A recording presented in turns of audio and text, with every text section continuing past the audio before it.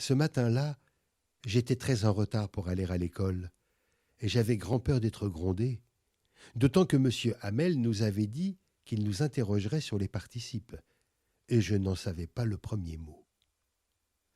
Un moment, l'idée me vint de manquer la classe et de prendre ma course à travers champs. Le temps était si chaud, si clair. On entendait les merles siffler à la lisière du bois, et, dans le pré ripert, derrière la scierie, les Prussiens qui faisaient l'exercice. Tout cela me tentait bien plus que la règle des participes. Mais j'eus la force de résister et je courus bien vite vers l'école. En passant devant la mairie, je vis qu'il y avait du monde arrêté près du petit grillage aux affiches. Depuis 2 ans, c'est de là que nous sont venues toutes les mauvaises nouvelles, les batailles perdues, les réquisitions, les ordres de la commandante de Tours, et je pensais sans m'arrêter, qu'est-ce qu'il y a encore?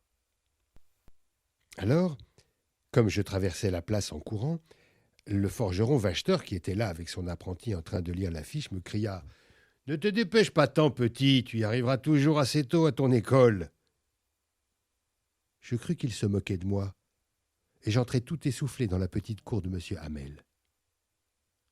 D'ordinaire, au commencement de la classe, il se faisait un grand tapage qu'on entendait jusque dans la rue, les pupitres ouverts, fermés, les leçons qu'on répétait très haut tous ensemble, en se bouchant les oreilles pour mieux apprendre, et la grosse règle du maître qui tapait sur les tables. « Un peu de silence !»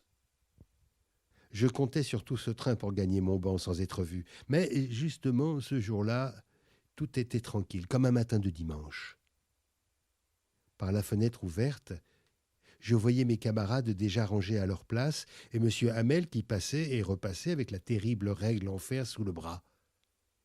Il fallut ouvrir la porte et entrer au milieu de ce grand calme.